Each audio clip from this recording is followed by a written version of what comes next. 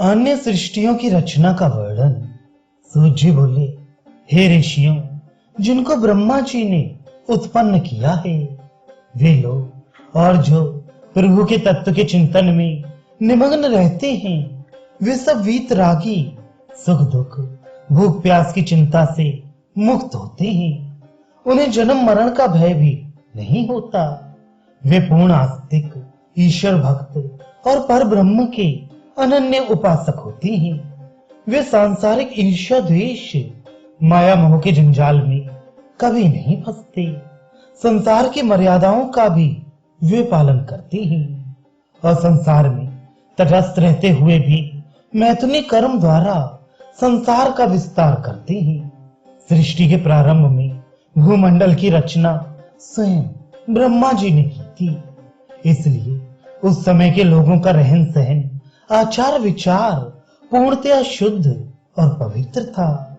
उसके पश्चात जब परमेश्वर की प्रेरणा से ब्रह्मा ने प्रजापतियों की सृष्टि की और उन प्रजापतियों ने मैथुनी सृष्टि का निर्माण किया, तब भी उस युग के लोगों का आचार विचार शुद्ध एवं पवित्र था।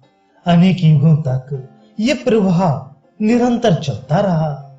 शनि शनि इस जीवन प्रवाह में व्यवधान आने लगा। लोगों का जीवन पतन की ओर उन्मुख होने लगा। वातावरण में कलुष छाने लगा। लोगों की दृष्टि दोषपूर्ण होने लगी। सदाचार का स्थान दुराचार ने ले लिया। जिस मैथुन को प्रारंभ में सृष्टि के विस्तार के लिए आवश्यक कार्य माना गया था, उसे लोगों ने अपना धर्म बना लिया। वैदिक एवं शास्त्रीय मान्यताओं की उपेक्षा कर वे स्वच्छंद जीवन बिताने लगे। इंद्रिय निग्रह का परित्याग कर इंद्रिय लोलुप हो गए। इंद्रियों की उपासना ही उनका धर्म बन गया।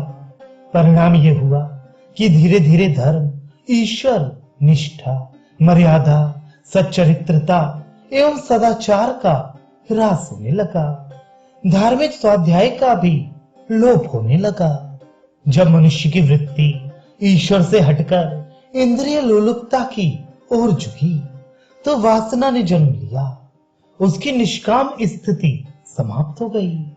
उसका मन आंख, नाक, कान, जिह्वा आदि ज्ञानेंद्रियां विषय की ओर उन्मुख हुई। मनुष्य इन विषयों की उपलब्धि के लिए प्रयत्न करने लगा। इसमें बाधा पड़ने पर उसे दुख होता। इस प्रकार उसे सुख दुख की अनुभूति होने लगी। प्राप्य वस्तु के ना मिलने पर निराशा और क्रोध पैदा हुआ। अभिलाषित वस्तु के प्राप्त होने पर और अधिक पाने की लालसा बढ़ने लगी, जिससे लोभ का प्रादुर्भाव हुआ। इस प्रकार बहुत से दुर्गुणों ने मनुष्यों के ऊपर अपना डेरा जमा लिया। वह सांसारिक सुख को ही सच्चा सुख समझने लगा। उसने उसे कृपण की संपत्ति की भांति दबोच कर अपने पास रखने की चेष्टा की। इसका फल यह हुआ कि अब उसे मृत्यु से भी भय लगने लगा। धर्म का नाश होने लगा। जब वह इस प्रकार की पीड़ा के भंवर में फंस गया, तो उसे उस पीड़ा से उद्धार पाने की चिंता हुई। उसका ध्यान सर्वेश्वर विश्वकर्मा की ओर गया। उसे अनुभव हुआ कि परम प्रभु की कृपा के बिना उसका निस्तार संभव नहीं है। इस प्रकार उस निराकार ब्रह्म की सगुणोपासना का प्रारंभ हुआ। पीड़ित मनुष्य की पुकार सदा सच्चे हृदय से निकलती है। उसमें भगवान को अपनी ओर आकर्षित कर देने की शक्ति होती है। भगवान विश्वकर्मा भी दुखी जन की आर्त पुकार से द्रवित हुए और उन्होंने संसार के कल्याण के लिए पृथ्वी के निवासियों को कामधेनु, कल्प वृक्ष, कल्पलता तथा कायाकल्प जैसे अनुपम पदार्थ प्रदान किए। इससे मनुष्यों को नवजीवन प्राप्त हुआ। वृत्तियों में कुछ संयम आया और वे पुनः पर ब्रह्म की उपासना करने लगे। उसके बाद की पीढ़ी में फिर परिवर्तन आया। कामधेनु, कल्प वृक्ष कल्पलता जैसी अनुपम विभूतियों से मनुष्य को बिना परिश्रम के ही मनोवांछित वस्तुएं प्राप्त होने लगी। उसे चारों ओर से आलस्य ने घेर लिया। अब उसने परिश्रम करना तो बंद कर ही दिया, ईश्वर की उपासना भी बंद कर दी। भोग विलास ही उसके जीवन का एकमात्र लक्ष्य बन गया।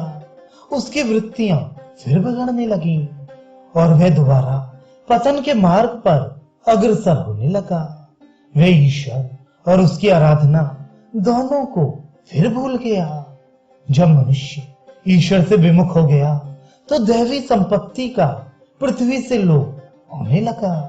फिर चारों ओर दुख, पीड़ा, शोक, मृत्यु, महामारी, भूखमरी, चिंता आदि व्याप्त हो गई। आदि दैविक, आदि भौतिक एवं आदि दैहिक विपत्तियों से संपूर्ण संसार त्राही त्राही पुकार उठा। फिर उसे प्रभु का ध्यान आया। जब दुखी मानव की पुकार ब्रह्मा जी के कानों तक पहुंची तो वे उसकी विपत्तियों के कारणों पर विचार करने लगे। उन्हें यह समझते देर ना लगी कि मनुष्य की पीड़ा का कारण उसके अपने कुकर्म, आलस्य और इंद्रिय लोलुपता है। उन्होंने सोचा, यदि मनुष्य वेदों में वर्णित मार्ग पर चल सके तो उसका कल्याण हो सकता है, परंतु उसकी अपने कुकृत्यों के कारण उसकी बुद्धि इतनी जड़ हो गई है कि उसे वेदों के अध्ययन का ध्यान ही नहीं आएगा। उसके बताए मार्ग पर चलना तो बहुत दूर की बात है।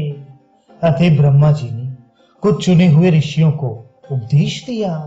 फिर उन्हें निर्देश दिया कि वे संसार के मनुष्यों में यथासंभव अधिक से अधिक वेदों का प्रचार करें और उन्हें वेदों द्वारा बताए गए मार्ग पर चलने की प्रेरणा दें। ब्रह्मा जी के इस निर्देश का पालन करते हुए उन ऋषियों ने स्थान स्थान पर जाकर वेद मंत्रों का गायन करते हुए वेदों का प्रचार किया तथा उन्हें बताया कि वे वेदों में बताई हुई बातों पर आचरण करके अपने कष्टों से छुटकारा पा सकेंगे। दुखी मनुष्यों ने इन मुनियों के वेदोक्त संदेश को स्वीकार किया और उसके अनुसार आचरण करने का प्रयत्न करने लगे। इसके फलस्वरूप उनकी वृत्ति फिर ईश्वर की ओर उन्मुख हुई। वे वैदिक रीति से ईश्वर उपासना करने लगे, जिसके फलस्वरूप उनके कष्टों में कमी आई। वे शांति का अनुभव करने लगे। ईश्वर उपासना और आस्तिक वृत्ति से उन्हें फिर धर्म, अर्थ, काम और मोक्ष की प्राप्ति होने लगी। बहुत से लोग वेदों का सही अर्थ न समझकर उनके अनुसार यथोचित आचरण नहीं कर सकते थे। विद्वान ऋषियों ने समझा कि वेदों के गूढ़ अर्थों को समझना सर्वसाधारण के लिए संभव नहीं है। अतएव उन्होंने उनके कल्याण के लिए वेदों को आधार बनाकर वेदांत, उपनिषद, ब्राह्मण, आरण्यक, पुराण, उपपुराण, शास्त्र, स्मृति आदि की रचनाएं की। वे वेदों के समान गूढ़ अर्थ वाले नहीं थे। इसका कारण यह था कि इनमें वेदों के गूढ़ अर्थ एवं रहस्यों की सरल व्याख्या की गई थी। इन्हें पढ़कर स्वाध्यायी पाठक समझने लगे कि किस प्रकार कौन से सुख की उपलब्धि होती है। जब उन्हें सुख प्राप्ति का मार्ग मिल गया तो वे उसका अनुसरण कर मनचाहे सुख को प्राप्त करने के लिए प्रयत्न करने लगे। प्रयत्नों का फल मिला। वे आलस्य छोड़कर फिर से कार्यरत हुआ। उसने परमात्मा की उपासना के महत्व को समझा। मनुष्य ने यह भी समझा कि पृथ्वी पर जो पशु उत्पन्न किए गए हैं वे उसकी सेवा के लिए ही हैं। कुछ को उसने भार लादने के लिए उपयोग किया तो कुछ को अपने वाहन के रूप में, कुछ को अपने रक्षण के लिए काम में लिया तो कुछ का दूध पीकर अपने पोषण के लिए। कुछ पशुओं की सहायता से उसने कृषि की और अपने लिए अनाज, शाक आदि उत्पन्न किए। इन पशुओं की सहायता से उसे जो अवकाश मिला उसका उपयोग उसने जप, तप, यज्ञ, ईश्वर आराधना आदि में किया। इन शुभ कर्मों के करने से उसे उत्तम फल की प्राप्ति हुई, जिससे उसके सुख में वृद्धि हुई। इस युग को कर्म युग कहा गया, क्योंकि इस युग में मनुष्य नाना प्रकार के कर्म करने आरंभ कर दिए थे। ये कर्म अच्छे भी थे और बुरे भी। अच्छे कर्मों से शुभ फल की प्राप्ति होती थी और बुरे कर्म से अशुभ फल की। बहुत से मनुष्यों ने मिलकर अपने कार्यों का परस्पर बंटवारा कर लिया। इस प्रकार वर्ण व्यवस्था का समारंभ हुआ, जिसको उन्होंने सबसे अधिक बलवान, शक्तिशाली, पराक्रमी एवं चतुर समझा। उसे उन्होंने अपना नेता बनाया।